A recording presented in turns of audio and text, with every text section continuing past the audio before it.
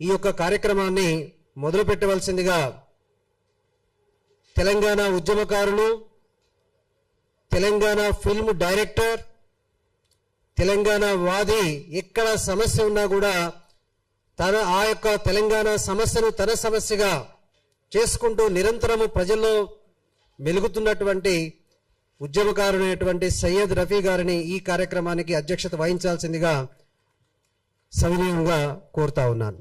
ధన్యవాదములు శ్రీనివాస్ గారు. సమాఖ్య ఆధ్వర్యంలో ఈ రౌండ్ టేబుల్ కాన్ఫరెన్స్ లక్ష్యం ఏంటంటే, గతంలో ప్రభుత్వము బ్యాక్వర్డ్ క్లాసెస్ అభ్యున్నతి కోసము 62 ఎకరాల చిల్లర భూమి కేటాయించింది. తర్వాత అందులో భవనాలు కట్టుకోవడానికి కూడా నిధులు కూడా సమకూర్చింది. ఆ తర్వాత ఒక మెమో ద్వారా ప్రభుత్వం ఏమన్నదంటే, కుల సంఘాలన్నీ కూడా ఒక ఏకాభిప్రాయంతో ఒక ట్రస్ట్ లాగా ఫామ్ అయ్యి వాళ్ళు ప్రభుత్వం వద్దకు వస్తే వాళ్ళు ఆ ట్రస్ట్ని రికగ్నైజ్ చేసి ఈ కట్టడాల కోసం ఈ సంక్షేమ బాధ్యతలు కూడా వాళ్ళకు అప్పచెప్దామని ఒక మెమో కూడా విడుదల చేసింది. అయితే ఇంతకుముందు మేము పేపర్లల్లో, టీవీలల్లో ఈ కుల సంఘాలోళ్ళు ఇందులో ఏదో అవినీతి జరుగుతుంది, కొన్ని ఉల్లంఘనలకు పాటుపడుతున్నారు, కొందరు ట్రస్టులు వేసే విధానంలోనే వాళ్ళ అనుచరులను మొత్తం కులం ఆమోదం లేకుండానే ఒక ట్రస్ట్ లాగా ఫామ్ చేసేసి ఈ ఆస్తులను, ఈ ఇచ్చిన భూమిని దుర్వినియోగం చేసే ప్రక్రియ మొదలైందని చెప్పి మేము పేపర్లలో చూసిన తర్వాత ఈ శ్రీనివాస్ గారు, గురునాథ్ గారు వీళ్ళందరూ కూడా మాతో సంప్రదించి ఈ విషయాన్ని కూడా చెప్పినప్పుడు అది క్షుణ్ణంగా ప్రతి జీవోను, ప్రతి మెమోను, ప్రతిదీ మేము క్షుణ్ణంగా పరిశీలించాము.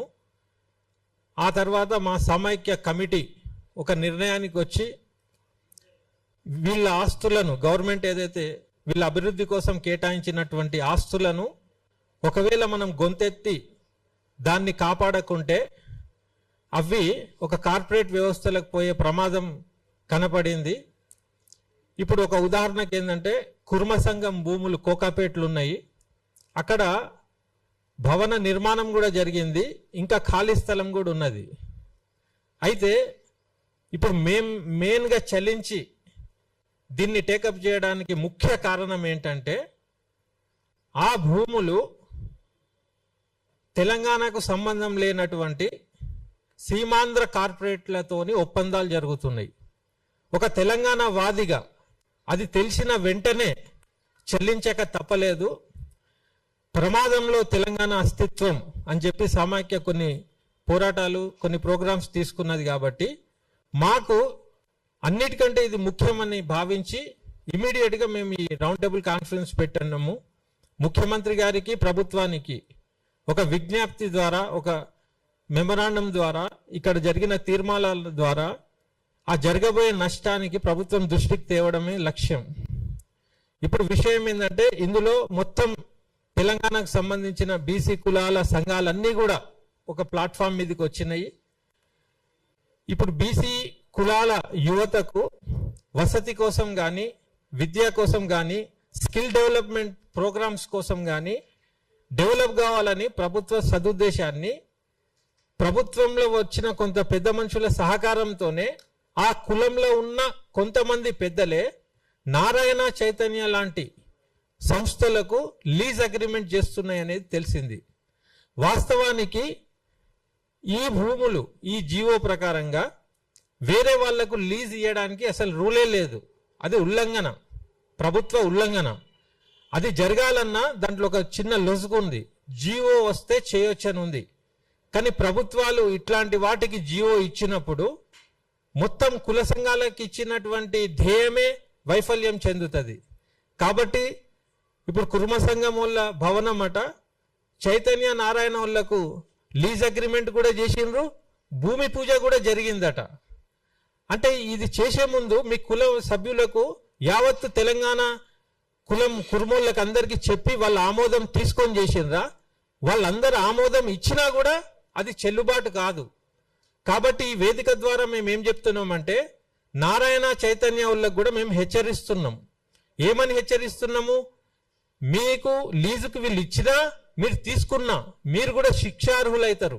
కాబట్టి ఏంటంటే మీకు మీరే స్వయంగా ఇది మాకు అవసరం లేదని చెప్పి మీరు తప్పుకోండి, వెరీ గుడ్. లేని ఏడల మీ మొత్తం నారాయణ చైతన్యాల మీదనే తెలంగాణ సమాజం పడుతుంది, ఖబర్దార్.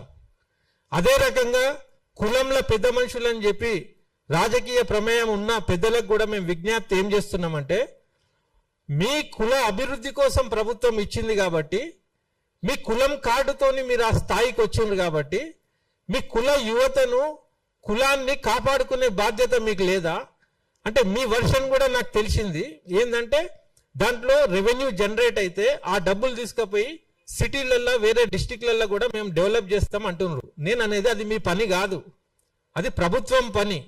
ఒకవేళ మీరు ప్రభుత్వం ఇచ్చిన నిబంధనలకు కట్టుబడి ఉంటే ఆ భూమి మీకు ఉంటది, లేదంటే ప్రభుత్వం వాపసు తీసుకొని నారాయణ చైతన్యులకు ఇండైరెక్ట్ గా ఇవ్వడానికి ఇయ్యలే ప్రభుత్వం. పోయి తెలంగాణ తెచ్చుకున్నాక తెలంగాణ వాదుల దృష్టికి నారాయణ చైతన్యకు మీరు ఇస్తున్నారంటే అసలు మీరు తెలంగాణ భూమిపుత్రులేనా డౌట్ వస్తుంది. అంటే ప్రభుత్వాలు ఎప్పుడు గెలిచినా మీ ధ్యేయం ఏ స్కీమ్లు చేసుకోవాలి, ఏ రకంగా డబ్బులు సంపాదించుకోవాలి, ఆ కుల సంఘాలను అడ్డం పెట్టుకొని కుల ఆస్తులను ఎట్లా చేయాలి, భూములు కబ్జాలు, ఇదే దీనికోసమే మీరు ప్రభుత్వంలోకి వస్తున్నారు అనే అనుమానం ప్రజలకు కలుగుతుంది. కాబట్టి యావత్ తెలంగాణ సమాజం అన్ని కులాల వాళ్ళు కూడా ఐక్యంగా దీన్ని అందరు కూడా అడ్డుకోవాలి. దానికి కొన్ని మేము తీర్మానాలు కొన్ని పాయింట్స్ కూడా తెచ్చినాము. అయితే ఇప్పుడు అందరు కూడా అన్ని కులాల సంఘాల ప్రతినిధులు అందరు కూడా ఉద్యమకారులు, పాశం యాదగిరి లాంటి వాళ్ళు, విమలక్క కూడా వస్తుంది, తొవ్వలు ఉంది, అందరు కూడా కులాలకు సంబంధించిన వాళ్ళు ఉద్యమకారులు అందరూ కూడా ఒక ఏకాభిప్రాయంతో వచ్చి మనం సర్కార్కి ముందుగానే ఇవన్నిటి గురించి ఒక విన్నపం చేస్తూ లేని ఏడల హెచ్చరిక చేస్తూ అది కూడా విననప్పుడు తిరుగుబాటు చేస్తూ మనం పోరాడితేనే మన ఆస్తులు మన హక్కులు మనం కాపాడగలుగుతాం. అదొకటే మనకు మార్గం. కాబట్టి ఇది మనది ప్రథమ స్టెప్.